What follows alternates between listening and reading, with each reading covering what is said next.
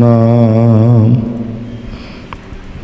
करता पुरख निरभौ निर्वैर अकाल मूरत अजुनी सैभं गुर प्रसाद चक्कर चहन अर वरन जात अर पात नहन जेहे रूप रंग अर रेख भेख को कह ना सकत केहे अचल मूरत अनपौ प्रकाश अमितोज कहिजै कोट इंद्र इंद्रान साहो सहान गणिजै त्रिभवन महीप सुर नर असुर नेत नेत बन तृण कहत तब सर्वनाम कथा कवन कर्म नाम वर्णत सुमत बाणी गुरु गुरु है बाणी विच बाणी अमृत सारे गुरबाणी कह सेवक जन मानै प्रतख गुरु निस्तारे सज्जन सच्चा पातशाह सिर शाहां दै शाहो जिस पास बैठिया सोहिए सबना दा वेसाहो अंदर सच्चा ने हो लाया प्रीतम अपने तन मन होए निहाल जा गुर देखा सामने मैं नाही कछ हो नहीं कछ आहे ना मोरा अवसर लज्जा राख लिहो सदना जन तोरा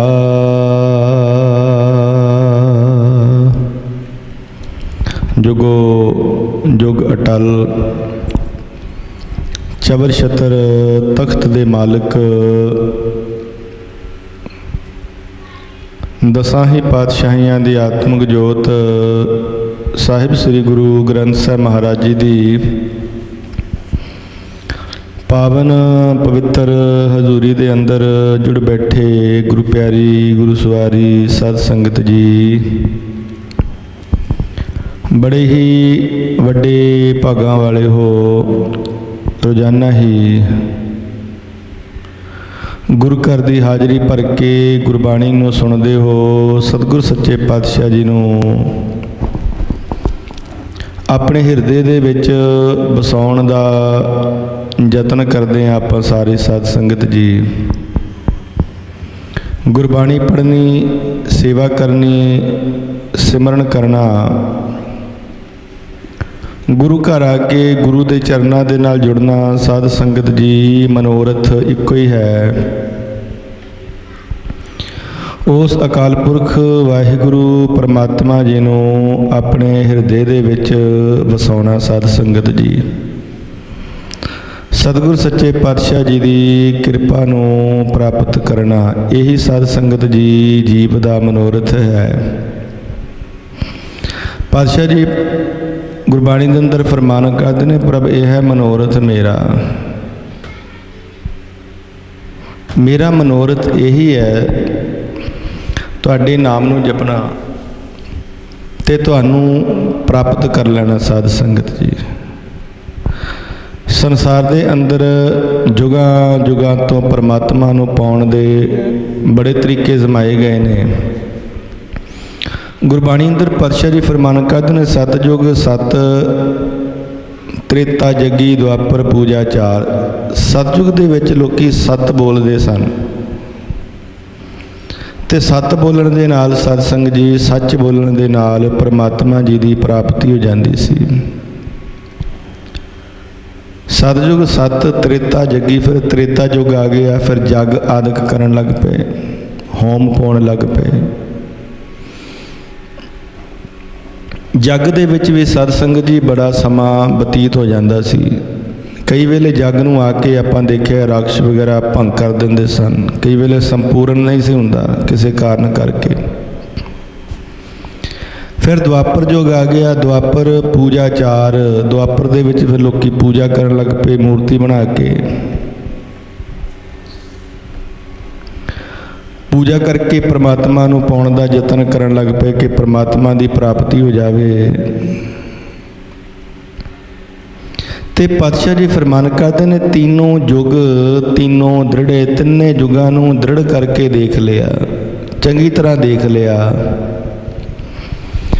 ਕਲਯੁਗ ਦੇ ਵਿੱਚ ਨਾ ਤਾਂ ਹੁਣ ਜੀਵ ਸੱਚ ਹੀ ਬੋਲ ਸਕਦਾ। ਸਾਧ ਸੰਗਤ ਜੀ ਆਪਾਂ ਦੇਖਦੇ ਹਾਂ ਹਰ ਥਾਂ ਤੇ ਝੂਠ ਦਾ ਪਸਾਰਾ ਹੈ, ਹਰੇਕ ਗੱਲ ਦੇ ਵਿੱਚ ਝੂਠ। ਹੁਣ ਨਾ ਸਾਧ ਸੰਗਤ ਜੀ ਜੱਗ ਆਦਿਕ ਹੋ ਸਕਦੇ ਨੇ, ਕਿਉਂਕਿ ਜੱਗ ਦੇ ਵਿੱਚ ਖਰਚਾ ਵੀ ਬੜਾ ਲੱਗਦਾ ਹੈ, ਸਮਾਂ ਵੀ ਬੜਾ ਲੱਗਦਾ ਹੈ। ਹੁਣ ਨਾ ਤਾਂ ਇੰਨੇ ਲੋਕਾਂ ਕੋਲ ਪੈਸੇ ਨੇ, ਨਾ ਹੀ ਇੰਨਾ ਕਿਸੇ ਕੋਲ ਸਮਾਂ ਹੈ ਸਾਧ ਸੰਗਤ ਜੀ। ਫਿਰ ਪਾਤਸ਼ਾਹ ਜੀ ਕਹਿੰਦੇ ਨੇ ਪੂਜਾ ਵੀ ਨਹੀਂ ਕਰ ਸਕਦੇ, ਕਿਉਂਕਿ ਪੂਜਾ ਦੇ ਲਈ ਵੀ ਬੜਾ ਟਾਈਮ ਚਾਹੀਦਾ ਹੈ।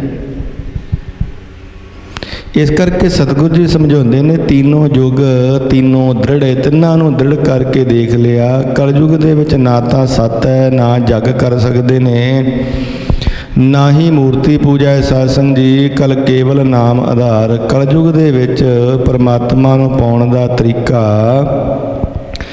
ਕੇਵਲ ਤੇ ਕੇਵਲ ਪਰਮਾਤਮਾ ਜੀ ਦਾ ਨਾਮ ਹੀ ਹੈ। ਨਾਮ ਦੇ ਆਸਰੇ ਹੀ ਅਸੀਂ ਪਰਮਾਤਮਾ ਨੂੰ ਪ੍ਰਾਪਤ ਕਰ ਸਕਦੇ ਹਾਂ। ਸਾਧ ਸੰਗਤ ਜੀ ਹੋਰ ਕੋਈ ਤਰੀਕਾ ਨਹੀਂ ਹੈ ਪਰਮਾਤਮਾ ਨੂੰ ਪਾਉਣ ਦਾ ਕਲਯੁਗ ਦੇ ਸਮੇਂ ਦੇ ਅੰਦਰ। ਪਾਤਸ਼ਾਹ ਜੀ ਫਰਮਾਨ ਕਰਦੇ ਨੇ, ਕਲਮੈ ਰਾਮ ਨਾਮ ਸਾਰ। ਪਰਮਾਤਮਾ ਜੀ ਦਾ ਨਾਮ ਹੀ ਕਲਯੁਗ ਦੇ ਵਿੱਚ ਸਾਰ ਰੂਪ ਹੈ। ਸਾਧ ਸੰਗਤ ਜੀ ਜਿਹੜੇ ਨਾਮ ਨਹੀਂ ਜਪਦੇ ਤੇ ਆਪਣੇ ਆਪ ਨੂੰ ਕਹਾਉਂਦੇ ਨੇ ਉਸ ਮਾਲਕ ਦੇ ਸੇਵਕ ਜਾਂ ਮਾਲਕ ਦੇ ਭਗਤ ਜਾਂ ਮਾਲਕ ਦੇ ਦਾਸ, ਉਹ ਕੀ ਕਰਦੇ ਨੇ, ਅੱਖੀ ਤਾਂ ਮੀਟੈ ਨਾਕ ਪਕੜੈ। ਉਹ ਕੇਵਲ ਅੱਖਾਂ ਮੀਟਣ ਤੱਕ ਹੀ ਸੀਮਤ ਹੈ ਸਾਧ ਸੰਗਤ ਜੀ। ਤੇ ਸਤਿਗੁਰੂ ਜੀ ਫਰਮਾਨ ਕਰਦੇ ਨੇ, ਓਏ ਹਰ ਕੇ ਸੰਤ ਨਾ ਆਖੀਐ ਬਾਣ ਆਰਸ ਕੇ ਠੱਗ। ਜਿਹੜੇ ਕੱਲੀਆਂ ਅੱਖਾਂ ਹੀ ਮੀਟਦੇ ਨੇ ਨਾ ਸਾਧ ਸੰਗਤ ਜੀ, ਉਹ ਰੱਬ ਦੇ ਪਿਆਰੇ ਨਹੀਂ ਹੋ ਸਕਦੇ। ਉਹ ਤਾਂ ਬਨਾਰਸ ਦੇ ਠੱਗ ਨੇ, ਉਹ ਤਾਂ ਲੁੱਟਦੇ ਨੇ। ਦਸਮੇਸ਼ ਪਾਤਸ਼ਾਹ ਜੀ ਫਰਮਾਨ ਕਰਦੇ ਨੇ, ਕਹਾਂ ਪਇਓ ਜੋ ਦੋ ਲੋਚਨ ਮੋਦ ਕਹਿ ਬੈਠ ਰਿਓ ਬਕ ਧਿਆਨ ਲਗਾਇਓ।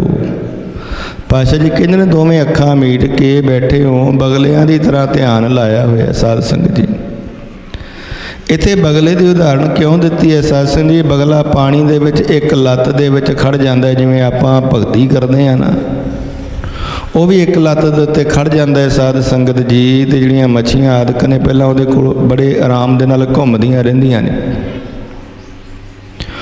ਉਹ ਬਗਲਾ ਜਿਹੜਾ ਕੁਝ ਵੀ ਨਹੀਂ ਆਖਦਾ ਸਾਧ ਸੰਗਤ ਜੀ, ਉਹ ਵਿਸ਼ਵਾਸ ਬਣਾ ਲੈਂਦਾ ਹੈ ਮੱਛੀਆਂ ਦੇ ਉੱਤੇ, ਤੇ ਉਹਨਾਂ ਨੂੰ ਵੀ ਭਰੋਸਾ ਹੋ ਜਾਂਦਾ ਕਿ ਸਾਨੂੰ ਕੁਝ ਨਹੀਂ ਕਹਿੰਦਾ। ਤੇ ਜਦੋਂ ਵਿਸ਼ਵਾਸ ਵੱਝ ਜਾਂਦਾ ਹੈ ਸਾਧ ਸੰਗਤ ਜੀ ਬਗਲੇ ਦਾ ਉਹਨਾਂ ਮੱਛੀਆਂ ਦੇ ਉੱਤੇ, ਤੇ ਫਿਰ ਉਹ ਹੌਲੀ ਹੌਲੀ ਕਰਕੇ ਉਹਨਾਂ ਮੱਛੀਆਂ ਨੂੰ ਖਾਣਾ ਚਾਲੂ ਕਰ ਦਿੰਦਾ ਸਾਧ ਸੰਗਤ ਜੀ, ਕਿਉਂਕਿ ਵਿਸ਼ਵਾਸ ਜੋ ਬਣਿਆ।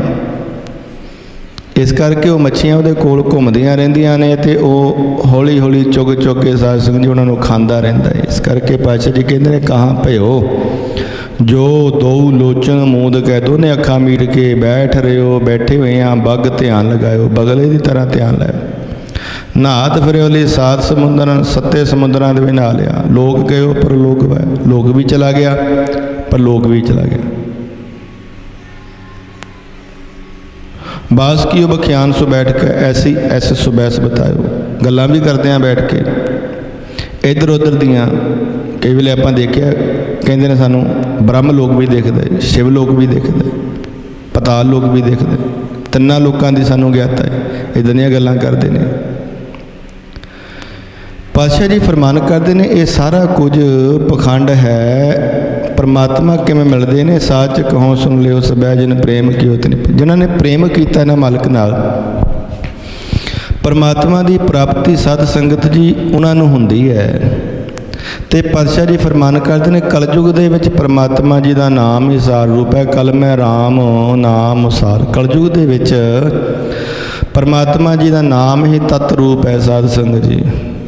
तो बाकी अखी तो मीटा है, अखा मीटते ने, नाक पकड़ा है, नक भी फड़ते हैं इधर उधर करके, ठगण को संसार। वो की है साध संगत जी? केवल संसार नूं ठगदे ही ने बस साध संगत जी। पल्ले कुछ नहीं है, पल्ले कुछ नहीं है, लोगों नूं ठगदे ने बस। धन गुरु नानक देव महाराज जी जदों हरिद्वार गए, की देखिया बड़े साध संगत जी साधु महात्मा बैठे ने। कोई धूनी लाई हुई है, कोई सिमन कर रहा है, कोई इशनान कर रहा है। एक जगह ते निगाह पई साध संगत जी, समाधि लगी हुई है। लोकी बड़े कोल बैठे ने, अखां मीटदा कहंदा हुण मैनूं शिव लोक दे दर्शन हो रहे ने, ब्रह्म लोक दे दर्शन हो रहे ने, विष्णु लोक दे दर्शन हो रहे ने। अखां मीटदा है। उन्हें सामने अपने एक चौंकी रखी हुई है, एक सालग्राम रखा हुआ है, एक गोलक रखी हुई छोटी जी।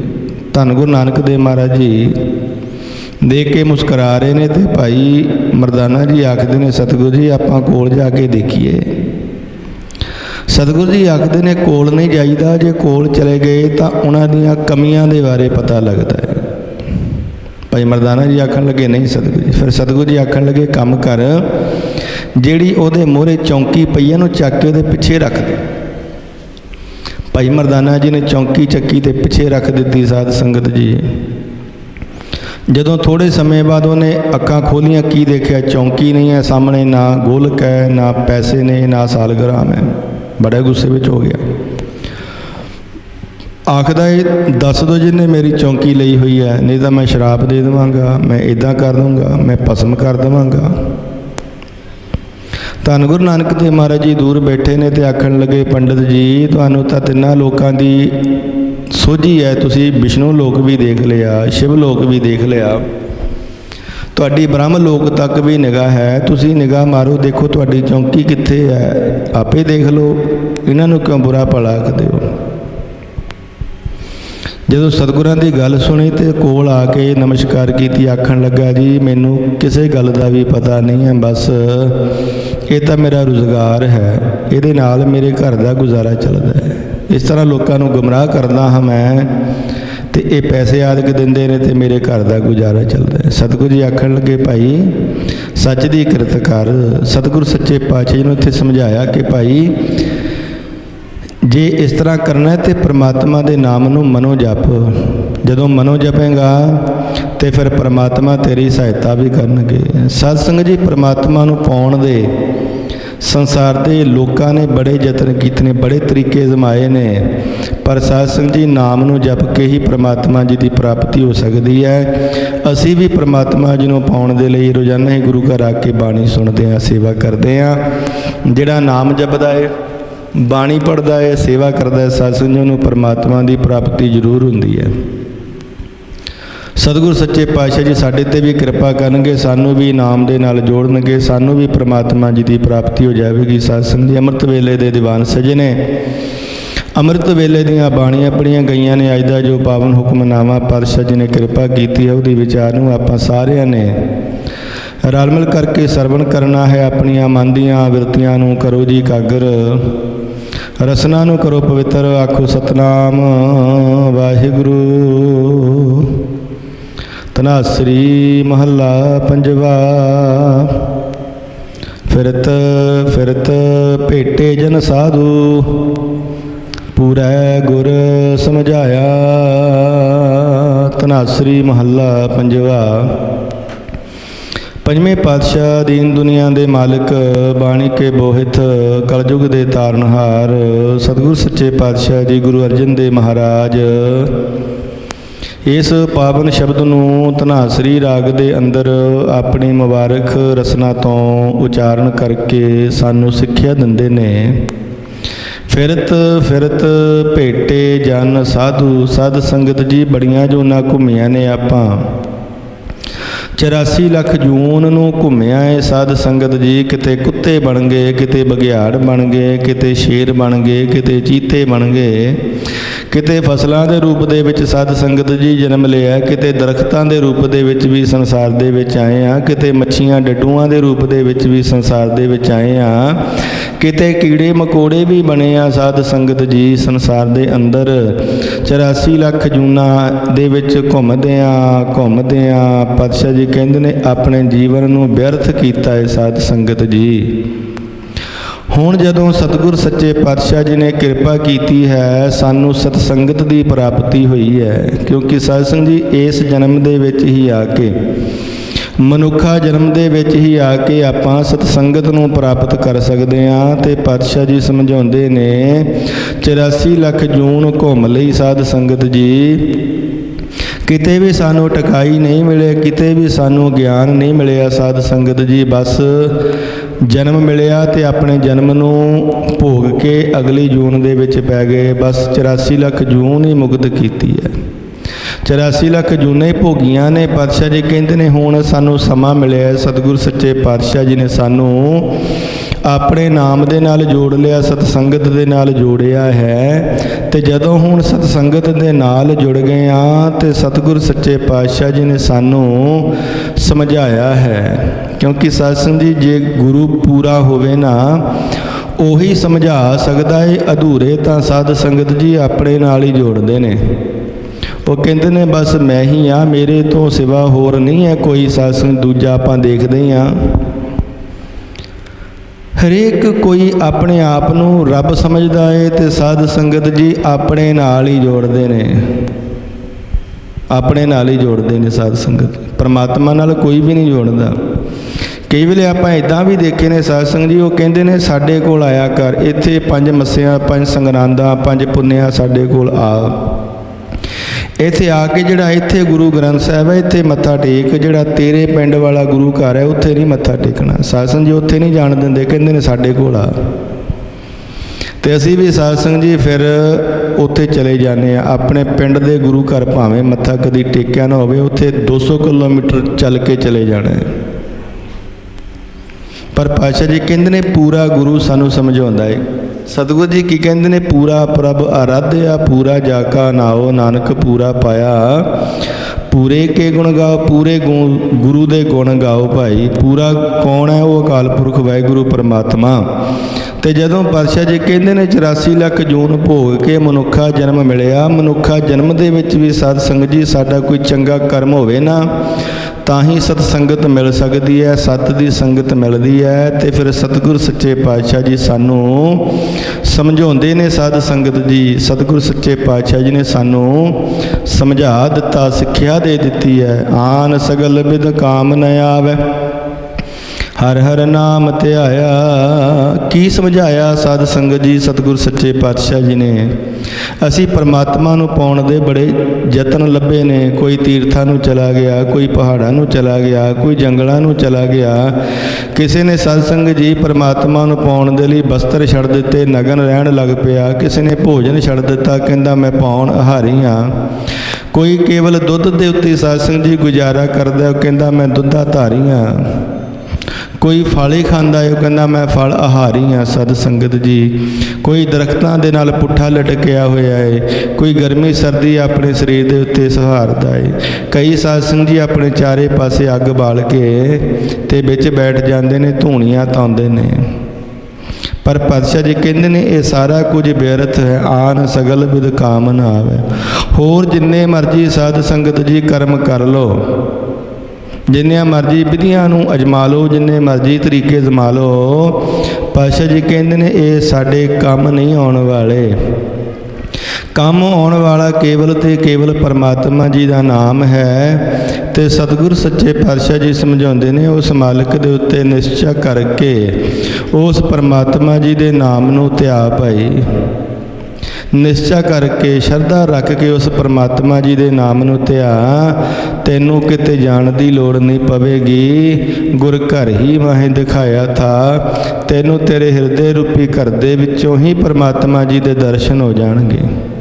ਪਰ ਸਾਧ ਸੰਗਤ ਜੀ, ਨਿਸ਼ਚਾ ਰੱਖ ਕੇ, ਭਰੋਸਾ ਰੱਖ ਕੇ, ਵਿਸ਼ਵਾਸ ਰੱਖ ਕੇ ਉਸ ਮਾਲਕ ਜੀ ਨੂੰ ਧਿਆਉਣਾ ਪੈਣਾ ਹੈ। ਤਾਤੇ ਮੋਹਿ ਧਾਰੀ ਓਟ ਗੋਪਾਲ। ਇਸ ਕਰਕੇ ਹੁਣ ਸਤਿਗੁਰ ਸੱਚੇ ਪਾਤਸ਼ਾਹ ਜੀ ਸਮਝਾਉਂਦੇ ਨੇ, ਜਦੋਂ ਪੂਰੇ ਗੁਰੂ ਨੇ ਮੈਨੂੰ ਸਿੱਖਿਆ ਦੇ ਦਿੱਤੀ ਕਿ ਤੂੰ ਭਾਈ ਹੋਰ ਕੁਝ ਨਹੀਂ ਕਰਨਾ, ਕੇਵਲ ਨਾਮ ਜਪਣਾ, ਮੈਂ ਸਭ ਕੁਝ ਛੋੜ ਪ੍ਰਭ ਤੂੰ ਹੀ ਧਿਆਇਆ।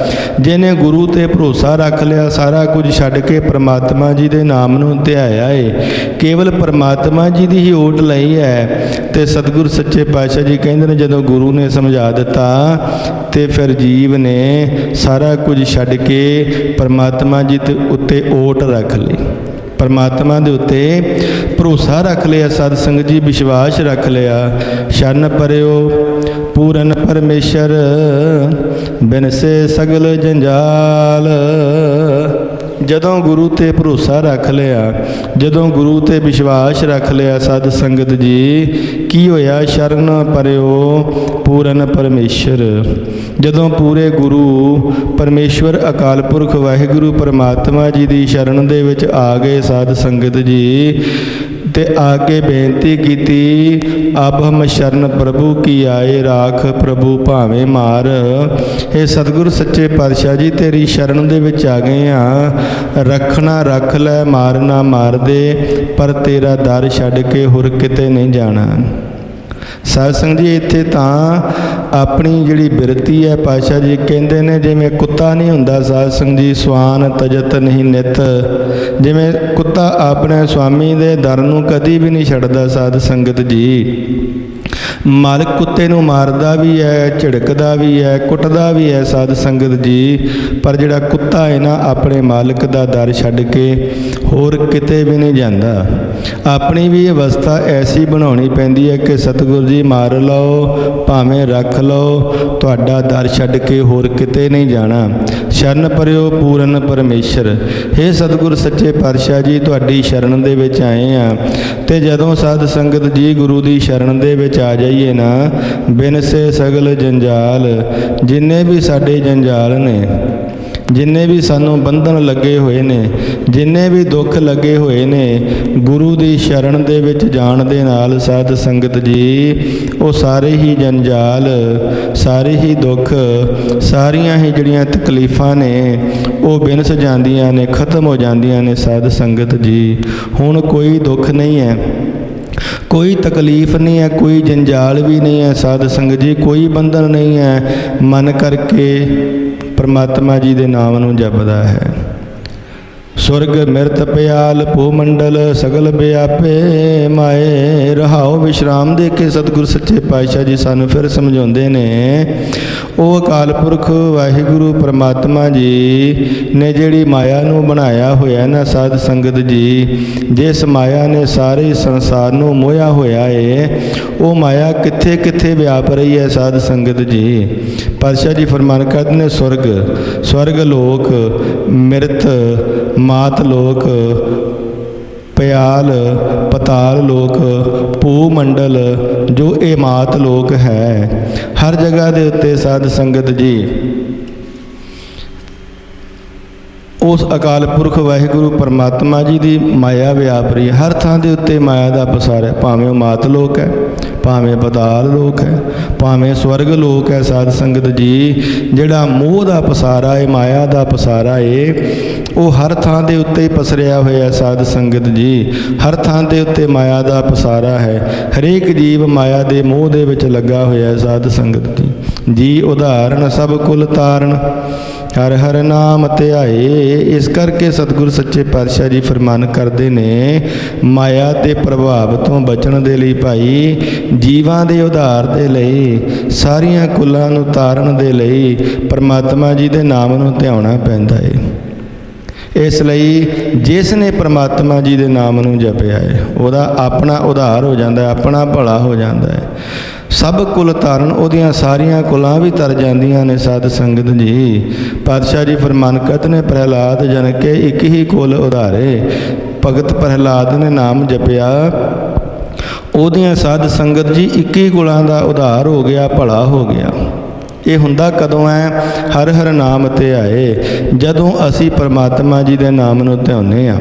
ਪਾਤਸ਼ਾਹ ਜੀ ਕਹਿੰਦੇ ਨੇ ਮੈਂ ਪਰਮਾਤਮਾ ਜੀ ਦੇ ਨਾਮ ਨੂੰ ਧਿਆਇਆ, ਮੇਰਾ ਵੀ ਭਲਾ ਹੋ ਗਿਆ, ਸਾਰੀਆਂ ਕੁਲਾਂ ਦਾ ਵੀ ਭਲਾ ਹੋ ਗਿਆ ਤੇ ਸਾਰੇ ਜੀਵਾਂ ਦਾ ਹੀ ਭਲਾ ਹੋ ਜਾਂਦਾ ਹੈ। ਸਾਧ ਸੰਗਤ ਜੀ ਜਦੋਂ ਆਪਾਂ ਨਾਮ ਬਾਣੀ ਦੇ ਨਾਲ ਜੁੜਦੇ ਹਾਂ, ਨਾਨਕ ਨਾਮ ਨਰੰਜਨ ਗਾਈਐ ਪਾਈਐ ਸਰਬ ਨਿਧਾਨਾ। ਪਾਤਸ਼ਾਹ ਜੀ ਫਰਮਾਨ ਕਰਦੇ ਨੇ ਜਦੋਂ ਅਸੀਂ ਉਸ ਅਕਾਲ ਪੁਰਖ ਵਾਹਿਗੁਰੂ ਪਰਮਾਤਮਾ ਜੀ ਦੇ ਗੁਣਾਂ ਨੂੰ ਗਾਉਂਦੇ ਹਾਂ, ਜਦੋਂ ਪਰਮਾਤਮਾ ਦੇ ਨਾਮ ਨੂੰ ਜਪਦੇ ਹਾਂ, ਜਿਹੜਾ ਪਰਮਾਤਮਾ ਨਿਰੰਜਨ ਹੈ, ਮਾਇਆ ਤੋਂ ਰਹਿਤ ਹੈ, ਜਿਹੜਾ ਪਰਮਾਤਮਾ ਹਰ ਜਗ੍ਹਾ ਤੇ ਮੌਜੂਦ ਹੈ, ਹਰੇਕ ਦੇ ਅੰਦਰ ਰਮਿਆ ਹੋਇਆ ਸਾਧ ਸੰਗਤ ਜੀ, ਜਦੋਂ ਅਸੀਂ ਪਰਮਾਤਮਾ ਜੀ ਦੇ ਨਾਮ ਨੂੰ ਜਪਦੇ ਹਾਂ ਤੇ ਸਾਰੇ ਖਜ਼ਾਨੇ ਅਸੀਂ ਪਾ ਲੈਂਦੇ ਹਾਂ। ਭਾਵ ਕਿ ਹਰੇਕ ਤਰ੍ਹਾਂ ਦਾ ਜਿਹੜਾ ਸੁੱਖ ਹੈ ਉਹ ਸਾਨੂੰ ਮਿਲ ਜਾਂਦਾ ਹੈ। ਸਾਰੇ ਖਜ਼ਾਨਿਆਂ ਦਾ ਮਾਲਕ ਜਿਹੜਾ ਮਾਲਕ ਪਰਮਾਤਮਾ ਹੈ ਨਾ, ਉਸ ਪਰਮਾਤਮਾ ਨੂੰ ਪਾ ਲੈਂਦੇ ਹਾਂ। ਪਰਮਾਤਮਾ ਜੀ ਦੀ ਸਾਨੂੰ ਪ੍ਰਾਪਤੀ ਹੋ ਜਾਂਦੀ ਹੈ ਜਦੋਂ ਅਸੀਂ ਪਰਮਾਤਮਾ ਜੀ ਦੇ ਨਾਮ ਨੂੰ ਜਪਦੇ ਹਾਂ, ਜਦੋਂ ਪਰਮਾਤਮਾ ਦੀ ਬਾਣੀ ਪੜ੍ਹਦੇ ਹਾਂ। ਕਰ ਕਿਰਪਾ ਜਿਸ ਦੇ ਸੁਆਮੀ ਵਿਰਲੇ ਕਾਹੂ ਜਾਨਾ। ਹੁਣ ਪਾਤਸ਼ਾਹ ਜੀ ਕਹਿੰਦੇ ਨੇ ਕੋਈ ਵਿਰਲਾ ਹੀ ਹੁੰਦਾ ਏ ਜਿਹੜਾ ਇਸ ਗੱਲ ਨੂੰ ਜਾਣਦਾ ਏ ਕਿ ਅਸੀਂ ਸੰਸਾਰ ਦੇ ਵਿੱਚ ਆਏ ਹਾਂ, ਇੱਥੇ ਆ ਕੇ ਨਾਮ ਵੀ ਜਪਣਾ ਹੈ। ਨਹੀਂ ਤਾਂ ਸਾਧ ਸੰਗਤ ਜੀ ਸਾਡੇ ਮਨ ਦੇ ਵਿੱਚ ਬਸ ਇਹੀ ਧਾਰਨਾ ਹੈ, ਸਵੇਰੇ ਉੱਠ ਕੇ ਤਿਆਰ ਹੋ ਕੇ ਕੰਮ ਤੇ ਜਾਣਾ ਹੈ, ਸਾਰਾ ਦਿਨ ਕਮਾਈ ਕਰਨੀ ਹੈ, ਘਰ ਨੂੰ ਆ ਕੇ ਆਪਾਂ ਭੋਜਨ ਪ੍ਰਸ਼ਾਦਾ ਛਕ ਕੇ ਰੋਟੀ ਖਾ ਕੇ ਸੌਂ ਜਾਣਾ ਹੈ।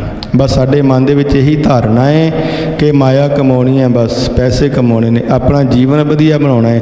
ਪਰ ਸਾਧ ਸੰਗਤ ਜੀ ਸਾਨੂੰ ਇਹ ਨਹੀਂ ਪਤਾ ਕਿ ਸਾਡਾ ਜੀਵਨ ਮਾਇਆ ਦੇ ਨਾਲ ਨਹੀਂ, ਪਰਮਾਤਮਾ ਜੀ ਦੇ ਨਾਮ ਦੇ ਨਾਲ ਵਧੀਆ ਹੁੰਦਾ ਹੈ।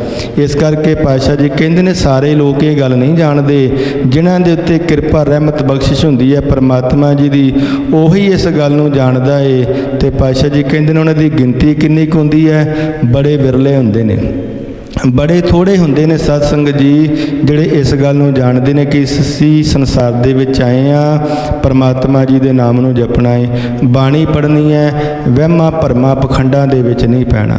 ਸਾਧ ਸੰਗਤ ਜੀ ਬੜੇ ਬਿਰਲੇ ਹੁੰਦੇ ਨੇ ਜਿਹੜੇ ਇਸ ਗੱਲ ਨੂੰ ਜਾਣਦੇ ਨੇ।